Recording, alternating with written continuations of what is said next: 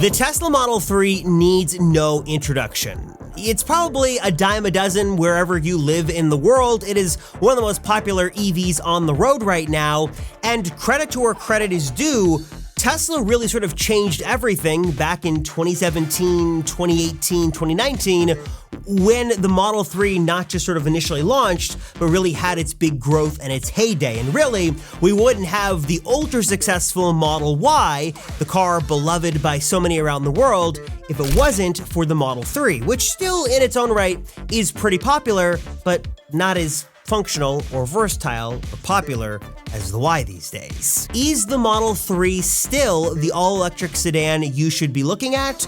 Or are there better options at better prices you should consider?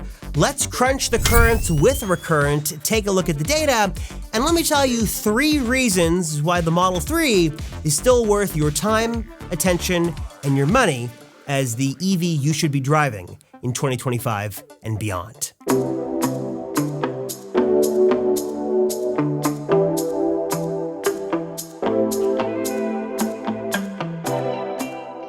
Starting things off with reason number 1, that is going to be value. And I'll talk all about the interior and exterior of the vehicle. I'll do a tour of its quirks and features, but the sheer value of this vehicle, especially when you look at even the combustion engine world with the Hondas and the Civics and other starter vehicles, for well under $40,000, if you factor in the tax credit, you are getting a phenomenal starting EV that gives you just a couple of minor sacrifices on the entry-level model, but still 95% of the Tesla experience and really the best that Tesla has to offer in a nice, comfortable, and compact all-electric sedan.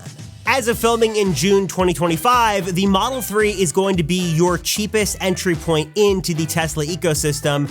And again, for the price, you're getting a whole lot of car. The lineup starts with a long-range rear-wheel drive version for around $42,490 before we add incentives and tax credit. The middle tier is going to be the long-range all-wheel drive offering, and then the performance version, of course, is the aptly named Performance All-Wheel Drive at just shy of $55,000 again, before you add in incentives, tax credits, gas savings, the usual stuff. And I think something that goes hand in hand with the overall value of the vehicle is also the fact that the Model 3, just any of the versions, they're all just extremely well-rounded, not just in terms of anecdotal evidence of driving the thing and checking out the technology and the design and things like that, but even looking at the data, Recurrent's own data supports it's a very well-rounded, very likable vehicle. In fact, 75% of surveyed owners would give it a 5-star rating. 87% of max range was still usable in cold winter weather, and the EPA range versus the real-world range, the delta there, was not terribly far off when you look at the data about real-world driving. And again, to put some points in Tesla's direction, the surveyed owners also had some complaints that have by and large been mostly fixed over the years.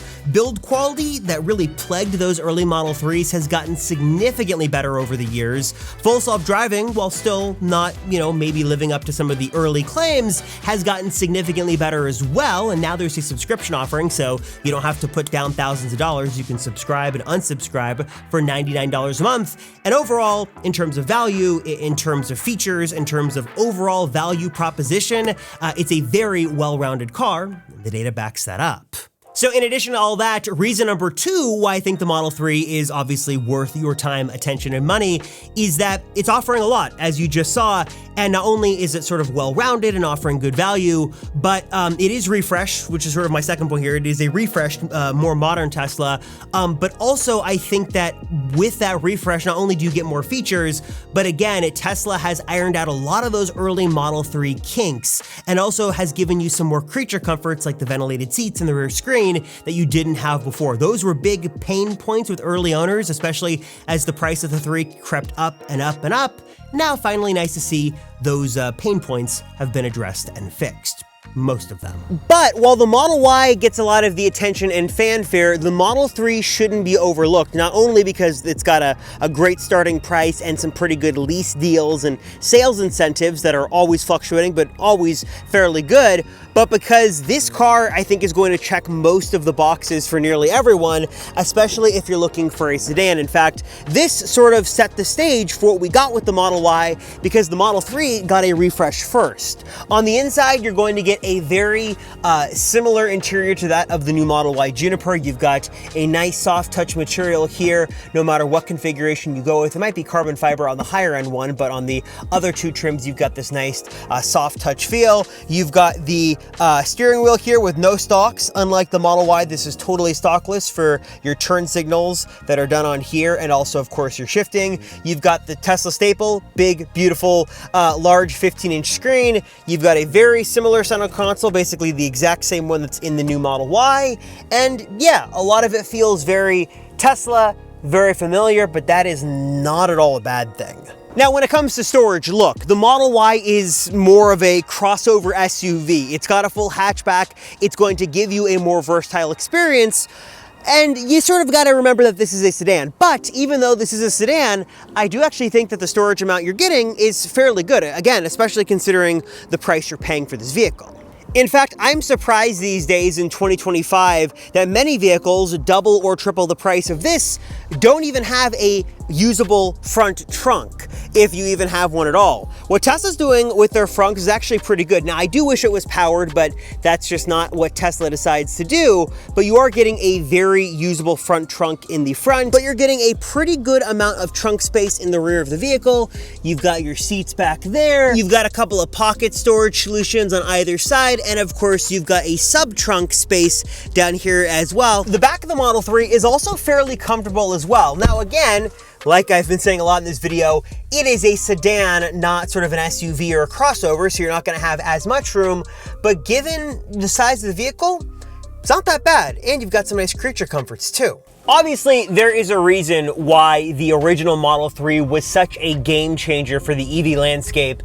And this, refresh version that's not been out for about a year or so, I think just refines all of those little issues and has made one of the world's best-selling cars even better. Obviously, the Model Y has come along and really dethroned and taken a lot of the energy and momentum away from the 3, but don't count out little Model 3, because in a lot of ways, I think if you're looking for a sedan, this is going to be an amazing pick. Now, look, I get it. There are some Tesla quirks. For example, I'm making a 3-point turn and I've got to do it by touching on the touchscreen.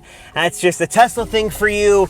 I know that for many, adjusting to an EV for the very first time, trying to figure out the whole speedometer thing and everything's on a touchscreen, there is certainly a learning curve. I get that. But once you get used to it, and to be honest, I think there are less concessions you make in a Tesla, especially the Model 3, than other vehicles, you're really going to like it. And then reason number 3 why I think the Model 3 is nearly unbeatable for the price is the technology. Not just is the performance version going to be really nice with those beautiful performance seats and carbon fiber accents, not only are you going to love the bonker sound system, but I think that no matter what option you go with, even the base $35,000 option, the technology in Tesla vehicles in general, especially all-electric sedans, is very hard to beat. I drove many other vehicles of different shapes and sizes around, and while that might have some more screens and some more sort of party favors and party tricks, I still think the Model 3 delivers an objectively, or I guess maybe subjectively, better, more versatile technological experience, especially when you consider Tesla's full self-driving and just how much improvement has been added to that feature set over the last 12 to 18 months. When you look at the big, fast, responsive screen in the front and all the frequent software updates in the screen in the back, I just think the technology in Tesla vehicles is something that to owners and maybe to most people just sort of is often overlooked as being super common. But when you jump between the competition and then come back to Tesla, yeah, you are missing CarPlay and Android Auto, and yeah, the sort of having one big screen in the middle of the vehicle is a little weird, but the software experience is simply unmatched, and the ecosystem of Tesla software and hardware and sort of the app and all these things working together is very, very nice, and I think really adds a lot to the experience.